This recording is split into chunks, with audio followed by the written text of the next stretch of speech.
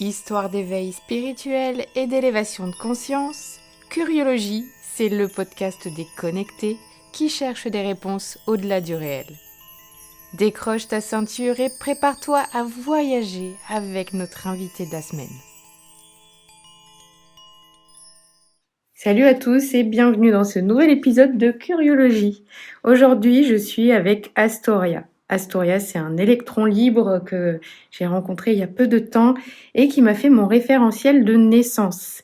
Ce référentiel, c'est un outil de connaissance de soi extraordinaire et je vais laisser Astoria en parler tout à l'heure. Et d'abord, j'accueille Astoria. Bonjour Astoria. Bonjour, bonjour, je te dis bonjour Angélique.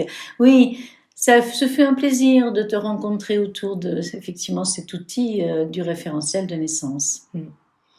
Et du coup, Astoria, peux-tu te présenter ? Oui, alors, je suis quelqu'un qui a un voyage de vie extrêmement riche. Je suis en train de parcourir le monde connu comme les mondes invisibles depuis de longues années. Et en fait, à un moment donné, j'ai découvert des outils, entre autres le référentiel de naissance, mais c'est vrai que ma première aventure, puisque tout de suite le référentiel de naissance, il n'existe que parce il s'appuie sur le tarot, et entre autres pour moi le tarot de Marseille, mais c'est vrai que je suis d'abord passée par la découverte du tarot de Marseille, à un moment donné où je vivais à Paris, j'étais étudiante à Paris, et j'ai eu l'extrême chance et honneur de rencontrer quelqu'un que certainement certaines personnes qui écouteront ce message connaissent, qui s'appelle Alexandre Jodorowsky. Et c'est avec lui que vraiment j'ai découvert le tarot, mais dans un sens qui a été quasiment, je vais peut-être dire mystique en fait, qui a été complètement connecté avec des choses qui m'entraînaient effectivement vers des compréhensions de ma propre vie qui étaient autre chose que des décodages bruts de la vie matérielle, de la vie de tous les jours, etc. D'accord. Donc ça a été ma première étape. Mais du coup, dans la vie actuelle, maintenant, donc Alors, tu formes aussi, c'est voilà, ça ? maintenant, dans la vie actuelle, ça fait maintenant 14 ans, à peu près, oui, ça fait une quinzaine d'années que, effectivement, je l'ai utilisé dans les premiers mouvements, les premières moutures de la méthode. Je l'avais abordé grâce à une autre amie qui, elle, en parallèle, faisait aussi une sorte de référentiel de naissance. Et ça m'avait beaucoup plu. Puis, il y a eu, donc, Monsieur Georges Colleuil, qui a fait une méthode, qui a créé sa méthode, il est passé par plusieurs étapes, et à un moment donné, cet outil m'a vraiment complètement interpellée, m'a séduite, m'a permis effectivement déjà pour moi, avec ma propre date de naissance, puisqu'un référentiel de naissance, il est construit à partir du mois, de l'année, et de l'année, du mois, du jour, du mois et de l'année de chacune et de chacun. Ça m'a d'abord interpellée pour moi, pour mes proches, pour les gens que je rencontrais. Et puis à un moment donné, je suis passée effectivement à former des gens. Parce que j'ai été très vite sur la formation. En fait, quand les outils me plaisent, bien avant le référentiel de naissance, je suis aussi radiesthésiste, donc j'ai toujours adoré travailler avec un pendule, par exemple. J'ai travaillé avec mes mains aussi en magnétisme. Enfin bref, j'ai travaillé au cours de ma vie avec beaucoup d'outils, mais c'est vrai que celui-ci est celui que j'aime le plus profondément. D'accord. Actuellement. Et du coup, ça m'amène à te demander, tu viens de parler de ton parcours de magnétiseuse aussi et tout ça. C'était quoi la première fois où tu t'es rendu compte qu'on n'était pas, qu'il n'y avait pas que ce monde matériel ? Voilà. Et bien, en fait, je suis passée par. C'était intéressant. Je devais avoir une petite dizaine d'années. J'ai eu une enfance où j'ai été beaucoup en pension. Et quand on est en pension et que cet endroit vous plaît, quand il vous déplaît, ça c'est une autre histoire. Mais il se trouve que moi, dans mon parcours personnel, être en pension a été un énorme espace de liberté. Et ce qui fait que, oui, bah, ça veut dire qu'en comparaison, quand j'étais dans le domicile familial, c'était justement une prison, c'était la guerre, enfin la guerre entre les parents, c'était des espaces pour moi qui étaient sombres. Donc heureusement, je ne rentrais pas forcément tout le temps chez mes parents. Très vite, être en pension, j'attendais le lundi avec impatience pour vite repartir dans mon internat. Il m'est arrivé de me faire punir, de faire exprès, de faire des grosses bêtises pour être puni de sortie, pour pouvoir rester dans le pensionnat. Et en fait, ce qui a été intéressant, c'est que quand j'étais en pension, j'ai été connectée très rapidement en fait avec les animaux et j'ai commencé à découvrir un jour que non seulement j'arrivais à parler, j'avais une communication à parler, une communication avec les animaux. Par exemple, je me rendais compte que quand je voyais un chien surtout un chien qui était agressif, par exemple, eh bien, il suffisait que je lance un message à son cerveau, je l'interpellais. Toi, le chien, bon, j'ignore ton nom, mais voilà, j'aimerais que tu m'écoutes, j'aimerais que tu puisses être plus calme, etc. Et assez rapidement, je me suis aperçue qu'en fait, ça marchait. Alors, ça m'a beaucoup interpellée parce que j'avais 10, 11 ans, 12 ans. Puis, je me suis dit, mais quand même, pourquoi tu as fait ça, quoi? Alors, au début, tu sais pas, tu as 10, 11 ans, tu sais pas si c'était connecté avec des mondes invisibles, etc. Tu sais pas trop comment ça fonctionne. Mais en même temps, ce qui s'est passé, c'est qu'en fait, très rapidement, en parallèle, je me suis aperçue aussi que j'arrivais, mes amis enfin, pas forcément les amis, mais parce que c'était à l'époque, dans ma génération, les internats étaient ou garçons ou filles. Et je me suis aperçue que d'une part, les filles de l'internat venaient spontanément vers moi pour se rapprocher de moi, pour me demander des conseils, pour me parler. Même quand j'avais 7 ans dans une cour de récréation de l'école primaire, les gamines plutôt, parce que c'était des écoles filles, venaient vers moi pour me demander de l'aide, et très rapidement, j'intervenais systématiquement dans une classe où quand il y avait des choses qui étaient de l'ordre de l'injustice, parce que je suis extrêmement sensible à la justice et à l'injustice, quand il y avait une petite fille qui était maltraitée par une enseignante, quand elle était maltraitée pour diverses raisons, en fait, mon cœur, j'allais dire, bon, plus tard, j'ai bien su que c'était aussi mon âme, me portait à cette aide-là.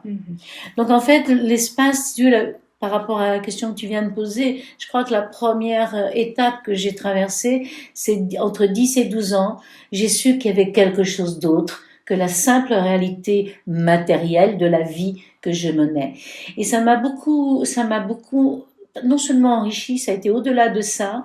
Vu que j'avais une vie quand même extrêmement difficile, extrêmement compliquée sur un plan personnel, affectif et psychique dans mon espace familial, je me suis dit mais c'est magnifique parce qu'il y a quelque chose d'autre qui existe, donc je vais continuer à aller vers ce quelque chose-là.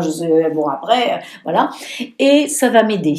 Et effectivement après je me suis aperçue plus tard dans plein de circonstances. Je suis quelqu'un qui a voyagé dans des pays en guerre.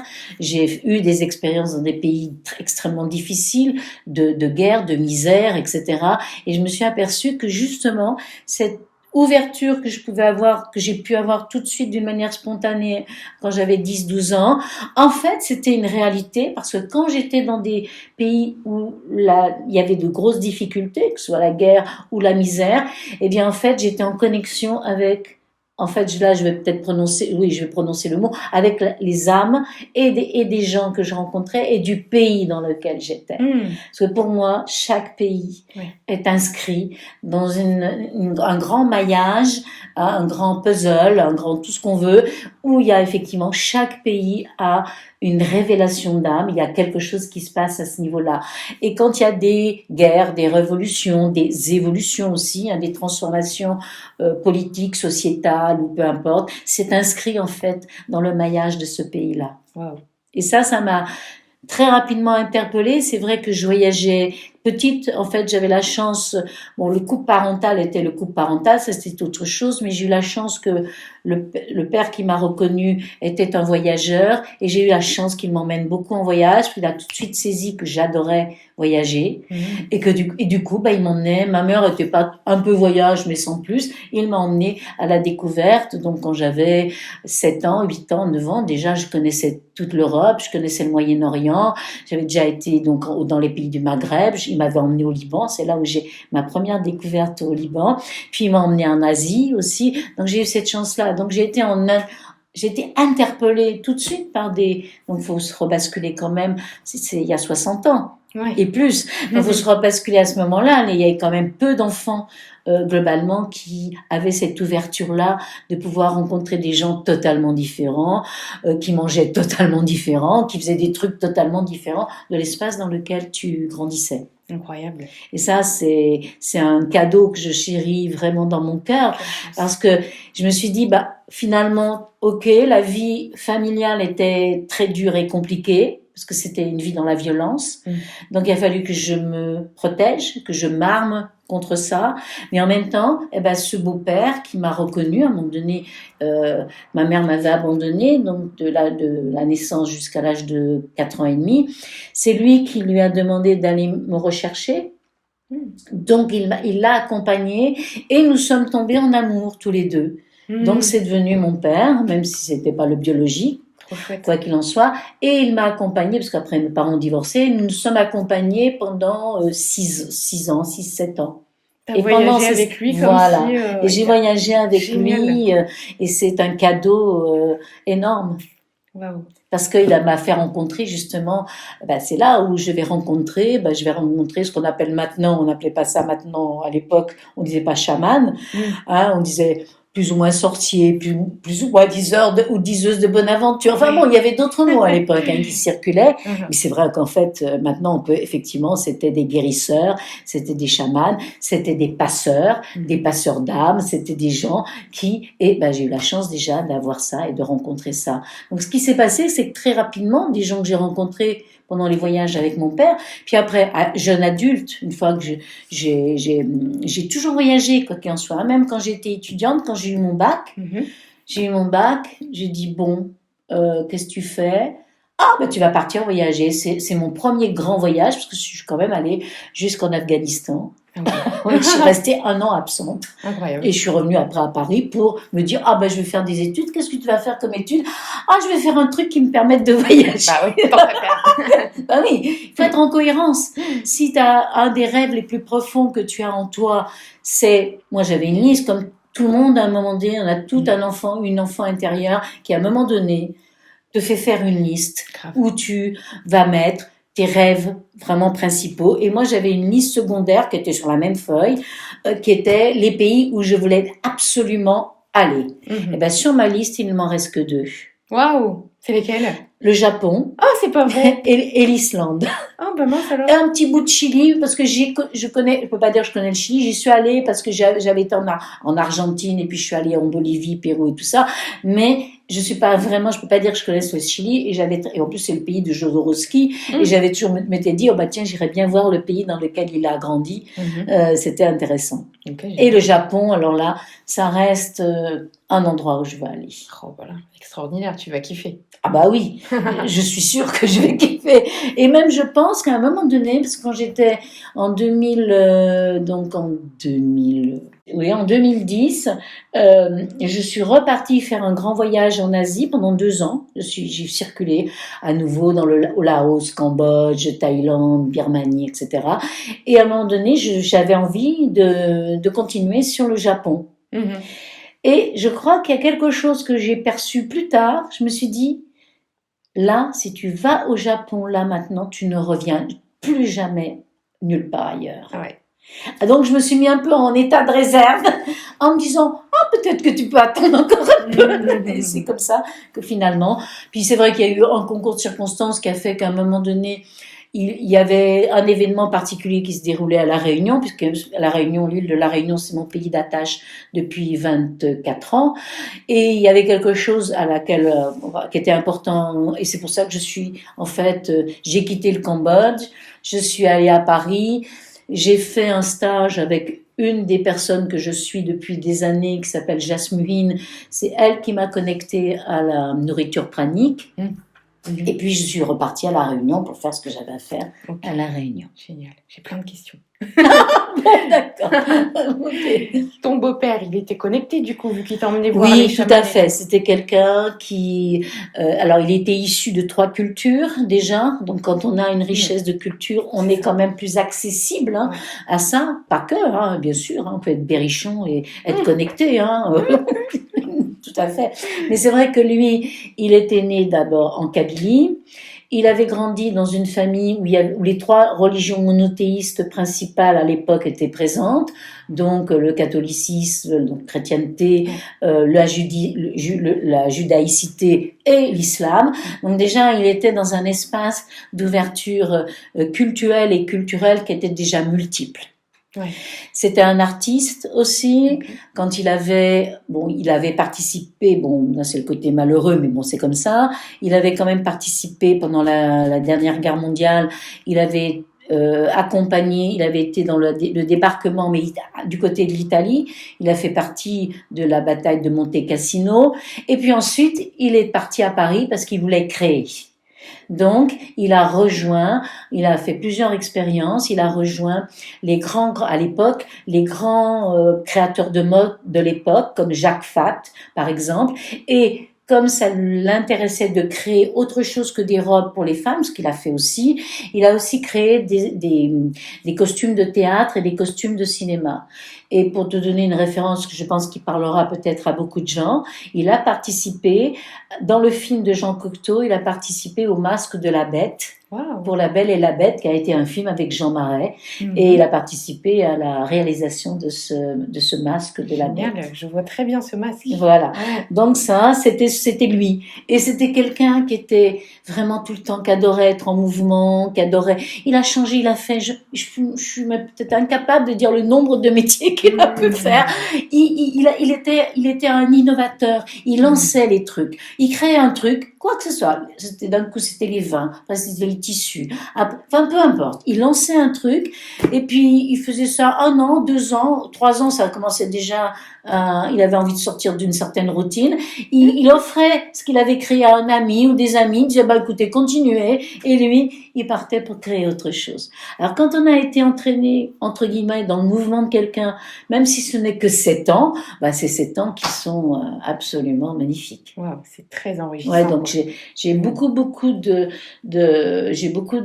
d'amour pour cet homme-là, de respect, parce que grâce à lui, j'ai pu aussi connaître des espaces que peu de petites filles de mon âge à l'époque connaissaient. Moi, les petites filles de mon âge à l'école, elles bougeaient pas de chez elles. Elles allaient en vacances, leurs parents les emmenaient à 200 km de la maison où elles vivent, enfin de leur maison de domicile. Il y avait aussi, moi chez moi, quand mon père était à la maison, on recevait des personnes de toutes conditions et de toute culture et de toutes couleurs. Ce qui à l'époque, dans les années 55, on passait 56, 57, on passait vraiment pour des dingues, quoi. Je veux dire, on était vraiment la famille de dingues, quoi. Parce que chez moi, il y avait bien sûr des gens qui venaient d'Afrique noire, qui venaient du Maghreb, des Chinois. Enfin, il y avait vraiment toute culture. Il m'a initiée aux cuisines tout de suite. Il m'emmenait dans les restaurants. Donc, j'ai appris à manger avec les baguettes. J'avais 6 ans, je mangeais déjà avec des baguettes.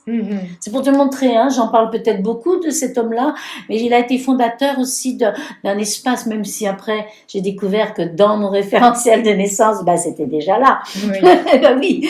Donc, j'ai eu une confirmation en me disant, si j'étais tellement captivée par la vie de cet homme-là, et il m'a fait participer à la sienne, en tout cas avec ma mère, donc pendant 7 ans, parce qu'après mes parents ont divorcé, pendant 2 ans j'étais un peu en distance avec lui, puis quand j'ai eu 15 ans, il avait arrêté de voyager beaucoup à ce moment-là, il était revenu à Paris et j'allais tous les 1 an, 2 ans, 3 ans, j'allais le voir, on passait un moment ensemble. Trop chouette. jusqu'à quasiment sa mort, son décès. Mm. Voilà. Donc c'est une personne, Belle histoire. une très très belle personne. Oui, je considère que là, ça c'est un autre petit caillou que je chéris, tu vois. Oui, je comprends bien. Voilà. Mhm. Tu m'as parlé du Liban. Qu'est-ce qui s'est passé au Liban? Alors, à l'époque, c'est vrai que c'est une période de ma vie où je suis très engagée sur le plan politique. Et c'est une période de ma vie où je suis très impliquée à l'époque dans la cause palestinienne. Donc ça, eh bien, si tu fais un flashback historique, ça va être à partir des années 1965 jusqu'aux années de la guerre du Liban, 75, et toute cette mouvance-là. Donc, plus moi, après, je suis aussi, quand je reviens de mon grand voyage, je continue mes études à Paris, donc je vais être en contact avec la cause palestinienne. Okay. Voilà. Et c'est à partir de ce contact de la cause palestinienne, il se trouve qu'en parallèle, je suis quelqu'un qui travaille en même temps. Moi, j'ai jamais pu compter sur ma famille pour quoi que ce soit. Donc, puis je trouve ça parfait. Oui. Donc, je fais des études, mais je travaille. Donc, je suis ouverte à plein de mondes différents. Et en parallèle, donc, je vais militer, effectivement. Alors, à l'époque, tu imagines bien que porter un kéfier en 1967, c'est pas tout à fait porter un kéfier sur le marché de Sgor, hein, pour être à la mode. On est d'accord. Voilà, on est d'accord. Donc, ben voilà, je fais partie de cet espace-là. Et en même temps, je suis aussi très sensible parce que dans la famille de mon beau-père, de mon père, il y a eu aussi, il y a eu la Shoah. Donc il y a eu aussi donc tout cet espace terrible des camps de concentration.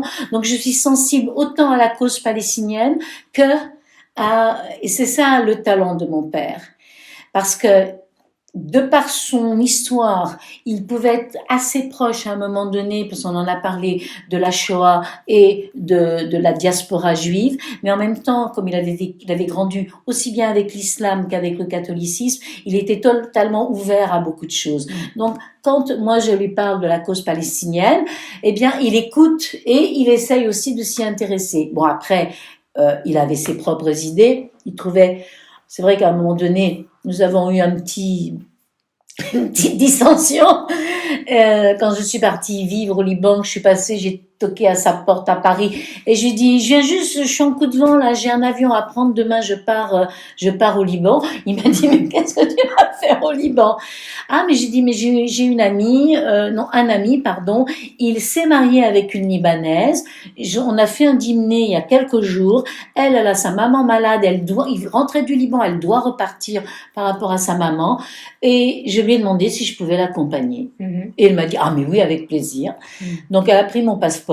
Moi, je suis quelqu'un qui voyage avec toujours un passeport. Ouais. Ça veut dire que quand j'ai un sac, et quand j'ai un sac, même si je vais à Osgore, si j'ai un sac, j'ai mon passeport dedans. Parce que sur ma route, je peux avoir plein d'aventures. Ah oui! Et oui, sur la route, il peut y avoir plein d'aventures. C'est rigolo parce que je te dis, oui, mais en fait, mais moi aussi, mais c'est parce que je suis pareil. Voilà. On sait jamais. Non, il y a des gens ils voyagent avec la carte d'identité. Ouais. Bon, là, c'est vrai qu'on peut aller quand même en Europe avec une carte d'identité, mais pas à l'époque, non. Donc, j'ai toujours eu ce besoin d'avoir un document officiel qui puisse me faire dégager tout de suite. Okay. On décolle, c'est pas ça. Exactement. Donc, j'avais donné mon passeport elle s'appelle Carmen, et elle est allée, alors comme elle était libanaise et qu'elle avait les entrées X, Y, Z, hop, mon tampon le lendemain, je l'avais, et 3 jours plus tard, je débarquais. Enfin, pas tout à fait, ça a été une aventure, parce qu'en fait, l'avion n'a pas pu se poser à Beyrouth. Le jour où on a pris l'avion, autour de l'aéroport, il y avait beaucoup de bombardements. Donc, du coup, on a atterri à Damas, en Syrie. Et alors là, la première aventure que j'ai adorée, ça a été un taxi pouilleux, je parle de la carcasse de la voiture, qui est partie de Damas pour nous amener à Beyrouth, en traversant donc la Bekaa, enfin la plaine de la Bekaa, en traversant, c'est pas très très loin, mais ça a été une sacrée aventure. C'est comme ça que je suis arrivée au Liban. Quelle année? Fin 1975, donc j'arrive en pleine guerre. Il vient d'y avoir le massacre, justement, pour moi ça me touchait à l'époque, qui était important. Il venait d'y avoir le massacre de Palestiniens dans un quartier qui était à dominance chrétienne, maronite. Donc il y avait eu le massacre de Tel el-Zatar, et donc c'est un camp palestinien. Et il y avait eu les Maronites aidés par diverses factions avaient effectivement commencé un massacre de Palestiniens. Donc du coup, l'aéroport avait été fermé et j'arrive à ce moment-là. D'accord. Et dans ton histoire spirituelle, est-ce que ça a une implication? Alors tout de suite, je m'en rends pas compte parce Ouais. que là, tu le sais d'ailleurs, je pense, la découverte de ce qu'on appelle le cheminement spirituel, sauf exception, ça peut arriver, mais je suis pas Catherine de Sienne et je suis pas sainte je sais pas quoi, mais il n'y a pas forcément une illumination, c'est quelque chose qui vient souvent très progressivement, où on se rend compte que avec quoi on est en lien, en fait, on est en lien parce que il y a quelque chose qui se passe au niveau des âmes, au niveau du cosmos, au niveau de ce qu'on veut, et il y a effectivement des relations qui se situent à ce moment-là. Et c'est vrai que sur ma route, que ce soit au Liban ou ailleurs, et ça a continué, j'ai des dizaines d'exemples comme ça, que ce soit en Russie, que ce soit en Inde, que ce soit dans tous les pays où j'ai traversé, je vais justement rencontrer les personnes qui sont connectées. Et en fait, je les rencontre pas parce que c'est moi forcément qui vais vers elles, je les ressens, mais c'est parce que elles viennent vers moi, parce qu'elles me disent des choses qui, bon maintenant c'est ok, ça semble être banal, mais quand j'ai 20 ans, 22 ans, et que je suis en Ouzbékistan, et que je suis dans une grande avenue comme ça, il y a quasiment pas de voiture, parce que c'est pas l'Ouzbékistan de maintenant, et que je vois un vieillard chenu qui doit pas avoir loin de 100 ans, et qui est il s'apprête à traverser sa rue, moi je m'apprête à traverser, parce que je sais plus quoi à faire, et il détourne sa route pour venir en face de moi et il me regarde dans les yeux, il prend ma main, il prend ma main, il la met à son front, il la met à son cœur. Moi, je suis sur mon trottoir, tu vois, j'ai 23 ans. Je dis, attends là, attendez, décodez, là, qu'est-ce qui se passe? Et là, je me dis, alors, il m'a reconnu. Ça veut dire que quelque part, il y a quelque chose. Et il s'en va. En plus, nous n'avons pas de langue commune, puisque moi, j'ai l'anglais, certes, le français, l'anglais, l'italien, d'accord, mais lui, c'est un ouzbek, il ne parle que l'ouzbek, comme c'est un très vieux, ok, il parle un peu le russe, parce qu'à l'époque, c'est l'Ouzbékistan, c'est une république socialiste soviétique, quand j'y suis à ce moment-là, et je suis là, sur mon bord de trottoir, et je m'assois sur le bord de trottoir. Et je me dis, bon, alors, qu'est-ce que t'en penses là de ce qui... Je me fais un dialogue, je me fais des questions. Je me dis, alors, qu'est-ce que t'en penses là de ce qui vient de t'arriver? Bon, puis je traverse mon truc, j'avais un rendez-vous, je sais, avec quelqu'un au marché. Je sais que je suis quand même un peu déstabilisée quand même, hein. Et puis finalement, c'est comme tout, je suis jeune, je fais plein de choses, plein d'énergie, et je me dis, bon, je le garde, là, précieux, etc. Ouais. Et pourquoi je t'en parle? C'est parce que 1, 2, 3, 4, 5 ans, 6 ans plus tard, donc là, je vis à Beyrouth et je suis très amie avec le consul d'Australie à Beyrouth, mais qui est d'origine hindoue. Donc c'est un hindou avec une famille hindoue, mais il a grandi en Australie. Puis il devient un jour consul et un jour il est nommé comme consul à Beyrouth. Nous nous rencontrons à un moment donné, moi je connais l'Inde, donc nous parlons de l'Inde, etc. Et puis un jour il vient me voir et il me dit, tu sais, j'ai quelque chose à te demander. J'ai toujours rêvé de connaître le sud de la France. Je connais Paris, de par mon métier, je suis déjà allée à Paris, sans pourtant y rester longtemps, mais je sais pas, il y a quelque chose pour moi dans le sud de la France. J'ai dit, écoute, que ça tienne, quand moi j'ai des vacances, je peux en prendre assez facilement, toi tu as des vacances, et on est partis ensemble dans le sud de la France. J'avais des amis, j'arrive chez des amis donc, il s'appelle Rakesh, j'arrive avec lui, et au moment où j'arrive, j'avais eu un accident de voiture peu de temps après, donc de temps en temps, je mettais encore une minerve. Et mes amis me regardent, ils me disent « Oh, on va t'emmener chez notre ami XYZ, parce que ta minerve, là, tu vas pas passer toutes les vacances avec... » Je dis « Absolument, j'ai vraiment envie de me dégager de ce truc-là. » Ils m'emmènent chez ses amis, donc c'est des amis qui sont, lui, magnétiseurs, machin, patin, couffin. Et quand je traverse, je ne connaissais pas, je traverse le salon, un immense salon, c'est à Nice, au-dessus de Nice. J'arrive, il me regarde, dit allons dans ma salle de travail parce que je vais vous débarrasser de votre truc là, pour passer des vacances tranquilles. Je m'assois et là il me regarde et il me dit, et je crois que ça a été le plus grand truc de ma vie. J'en ai jamais eu autant. Il me dit alors l'Ouzbékistan. Et j'ai été, toi, je suis encore émue en en parlant. Alors ça fait, tu vois, il y a 60 ans, enfin il y a pas 60 ans, il y a 40 ans. Et ben évidemment, je sais de quoi il me parle tout de suite, tu vois, Ouzbékistan, et il me raconte ma rencontre avec le vieillard. Oh. Alors j'étais dans le fauteuil, heureusement c'était un fauteuil qui ressemble un peu à celui-là avec des oreillettes. J'étais calée derrière mes oreillettes, et je lui dis, mais alors quel est le sens? Qu'est-ce que ça veut dire? Il me dit, écoute, il est encore pas tout à fait l'heure que tu comprennes exactement pourquoi tu es venu ici en incarnation, mais il est important que tu saches que des épisodes du type de l'Ouzbékistan, il n'y a pas que toi et moi qui sommes au courant, c'est un maillage cosmique, et c'est là où il me dit le maillage cosmique. Alors bon, moi, ok, je suis ouverte à tout, donc cosmique, ça me va aussi, mais quand même, la façon dont il le dit, si tu veux, il me dit, tu verras, dans très peu de temps, tu auras toutes les clés, en fait, pour à chaque fois que tu iras quelque part, tu ouvriras toujours les clés de connexion avec les autres. Et il a eu raison de me dire ça, parce que c'est vrai, après, j'ai été beaucoup plus aguerrie pour faire attention aux signes.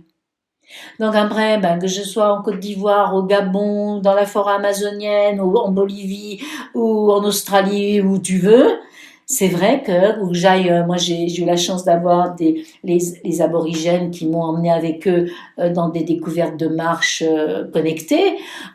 Oui, les signes à un moment donné, tu vas les voir. Wow. Et ça m'a impressionné. Donc évidemment, alors lui, je te dis pas, il m'a pris mon histoire de Minerve, là, il s'est assis en face de moi, il m'a pris les poignets, il a, comme s'il prenait mon pouls, quoi, des deux poignets, il a appuyé, il a fermé les yeux 3 secondes 50, il s'est levé, il est passé derrière moi, il a fait des gestes de croisement de tout ce que tu veux, il m'a enlevé la Minerve, il m'a dit, tu tournes ton cou à droite, tu tournes ton cou à gauche, et tout va bien. Waouh. Et tout allait bien. Je suis revenue dans le salon, j'avais la Minerve au bout du bras. Génial. Ça, c'était une grande rencontre. Mais c'est vrai que l'ami avec lequel j'étais, Rakesh, il avait une histoire donc par ses parents hindous, et lui aussi était quelqu'un de connecté. D'accord. Et il a trouvé ce qu'il devait faire dans le sud de Rakesh? Oui, bien sûr. Bon, ça lui appartient. Oui. Donc, voilà, ça lui appartient.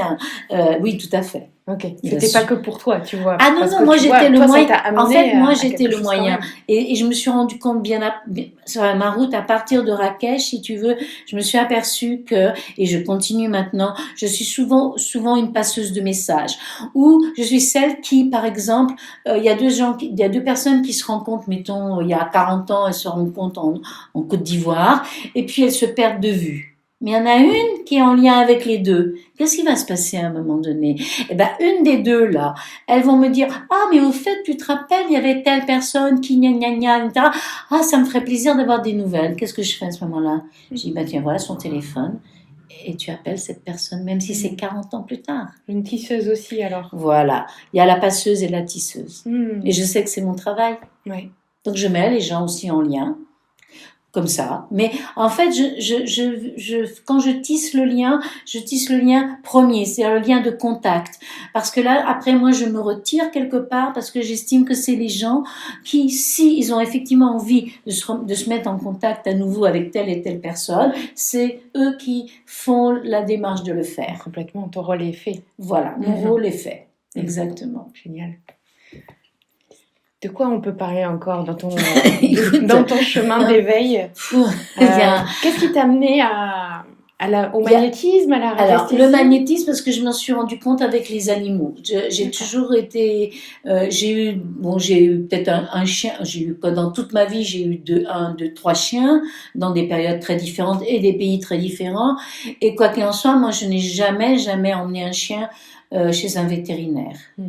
C'est-à-dire que moi, le chien, je le soignais toute seule. Et très rapidement, quand j'étais à La Réunion, par exemple, très rapidement, on a su que je soignais les animaux. Et moi, j'avais des amis, un jour, ils avaient un superbe chien boxer qui s'était éventré. Donc, il y avait une plaie profonde. Ces gens-là n'avaient absolument pas d'argent pour aller chez le vétérinaire, parce que ça coûte quand même vachement cher. Donc, ils m'ont dit, est-ce que toi, tu penses que tu peux faire quelque chose? J'ai dit, écoutez, moi, je vais essayer. Et effectivement, pendant 3 semaines, tous les jours, 3 fois par jour, j'ai soigné le chien et la plaie, elle s'est refermée. Parce que je l'ai soigné pas seulement avec des plantes et de l'argile parce que j'adore les huiles essentielles. J'ai fait un mélange de tout ça, mais en même temps, j'ai réparé dans l'âme la blessure d'éventration de cet animal. Donc, c'est des choses que j'ai découvertes quand j'étais petite fille déjà. Ah oui. Et oui. Tu mettais tes mains naturellement. Voilà, les mains, et parfois j'avais même pas besoin de mettre les mains. J'envoyais ce qu'on appelle maintenant l'intention, la visualisation, tout ce que tu veux. À l'époque, on disait pas ça tout à fait comme ça. Ouais. J'envoyais effectivement la guérison. Tu es capable de guérir. Et alors j'appelais les anges, n'importe. J'étais très très très libre. J'ai eu la chance de pas être élevée dans une religion en particulier déjà. On m'a jamais astreint à ça. Donc du coup, j'appelais des divinités, les elfes, les lutins, j'appelais les sorciers. Alors j'appelais les sorciers de tous les pays, mais ça venait comme ça. Oui. Des fois j'appelais, on parlait du Berry tout à l'heure. Pourquoi je parle du Berry? Parce que c'est une région où il y a beaucoup de sorciers. C'est vrai, ok. En France, c'est une terre de sorciers, la France. Ils sont malheureusement, parce que c'est un pays qui contrôle, donc ils sont cachés, ou quand ils sont pas cachés, ils font attention parce que ils savent très bien que le fisc, la gendarmerie et le reste va leur tomber dessus. Moi, il y a eu un regroupement chamanique en 2004 en France à Coguelin, c'est dans le sud de la France, Coguelin, c'est pas loin de Ramatuelle. Il y a eu un regroupement chamanique pour la première fois de les chamans, on pense toujours à qui? Mongolie, Pérou, Canada, enfin tous les pays, Suède, etc. Eh bien, il y avait effectivement des représentants de tous ces pays, et au miracle, il y avait un qui parlait avec les loups qui était de Bretagne, il y en avait un des Pyrénées, il y avait une femme qui était du centre, justement pas loin du Berry, centre Berry, et j'ai découvert, c'est là où j'ai découvert, je dis oui, je savais bien que la France était un pays connecté. Génial. Et c'est un pays extrêmement connecté. Pas par hasard que je suis revenue en France aussi. C'est un pays extrêmement connecté. Là, il faut attendre que ça se dilue un peu. C'est-à-dire que le matérialisme ou la matérialité, si tu veux, de la France et du système politique dans lequel elle est engluée s'estompe un petit peu pour que les sorciers et les sorcières, Merlin l'Enchanteur et Viviane, puissent effectivement réapparaître. Mais ils sont là. J'ai plein de frissons. Ils sont là. Ils sont là. C'est vrai parce qu'on a une tendance, c'est vrai, c'est un peu normal. On a une tendance à toujours aller vers, alors les yogis de l'Inde, les sorciers, enfin les chamans de Bolivie, du Pérou. Bon, j'ai vécu quand même 10 ans en Guyane française et moi j'avais accès, de par ce que je faisais à l'époque, j'avais accès aux endroits les plus reculés de l'Amazonie. Donc j'ai rencontré des êtres totalement imprévus. Qui n'était pas connecté à cette société. Qui n'était absolument pas connecté à la société occidentale d'une manière classique, si tu veux. Donc ça, ça a été un petit peu tout ce qui s'est mis comme les cailloux du petit pousset. Ça s'est mis sur ma route. En fait, mon seul talent, qu'est-ce que ça a été finalement? C'est de voir les cailloux. Et d'être libre. Voilà, de voir les cailloux, de les ramasser, de dire oui, je peux prendre ce caillou, puis je peux éventuellement le reposer pour la personne qui vient derrière, mais j'ai compris le message. Regardez les signes, on est sans arrêt entouré de signes. La nature t'envoie des signes sans arrêt. Oui, c'est vrai. Et du coup, toi, si tu devais donner des conseils pour cheminer dans sa spiritualité, ce serait vraiment celui-là le premier. Ouverture du cœur, tu ouvres ton cœur, même si tu penses que ton cœur est fermé parce que tu es blessé, que tu souffres, imaginons. Simplement, visualise un cœur ouvert, le tien, tu ouvres ton cœur et à partir de là, tu regardes les signes qui sont autour de toi. Ouais. Tu demandes à l'univers et ils vont arriver. Bien sûr, évidemment. Et il faut demander. Alors, l'histoire de l'univers est très intéressante parce que, en fait, quand tu demandes à l'univers, il faut vraiment non seulement le demander en pleine conscience, en pleine confiance avec ton cœur, mais souvent aussi parfois il faut que tu écrives, il faut que tu écrives tes désirs, tes vœux, que ça soit écrit avec ta main, que ta main elle soit vecteur, effectivement actif. Oui.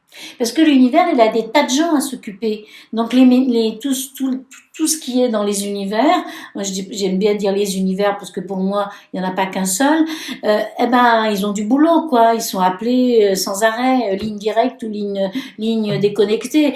Donc il faut aussi parfois écrire. Ouais, je suis bien d'accord. Tout ce que j'ai écrit avec le cœur, Voilà, ça, c'est arrivé. exactement.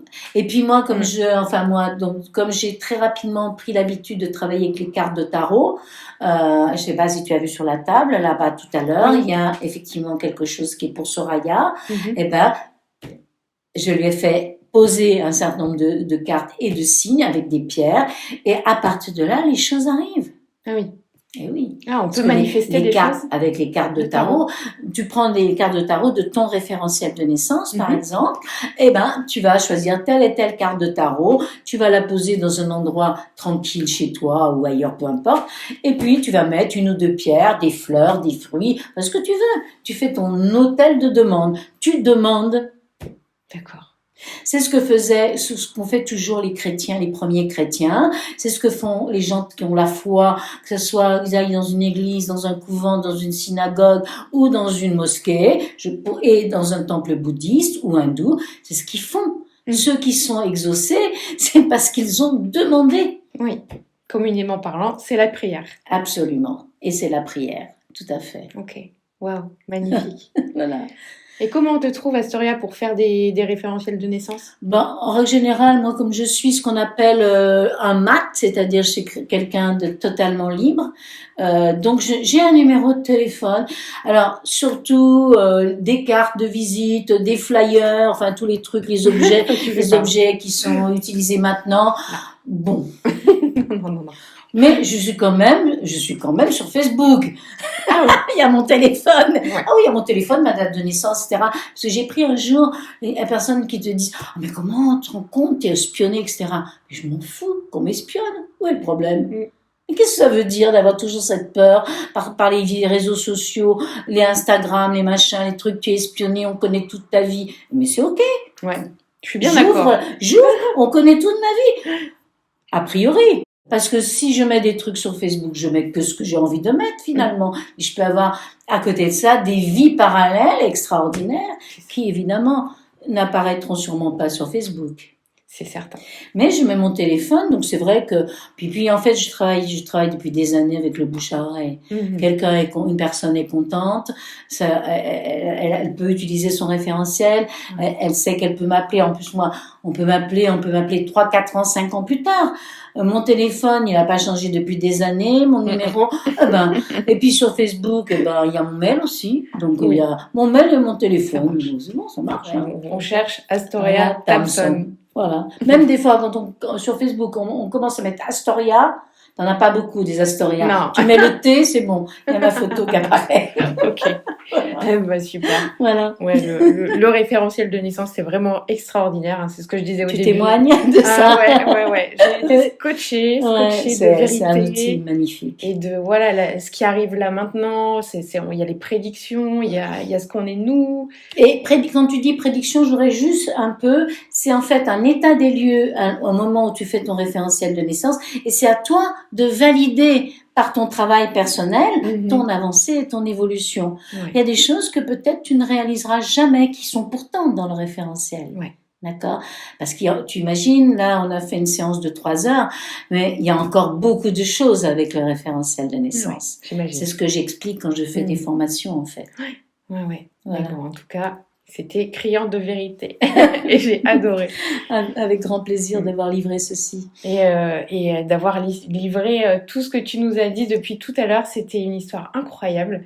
Vraiment. Et c'est qu'un petit bout. Ouais. Alors ça, j'en ai quand même. Aucun doute là-dessus. J'ai 72 ans. Tu imagines, j'ai 60... ma vie est très compliquée dès le départ. Donc, en fait, là, tu as 60 ans d'une vie pleine de magie. C'est parce que c'est plein de magie. C'est ça. Il suffit juste de la regarder en fait. Absolument.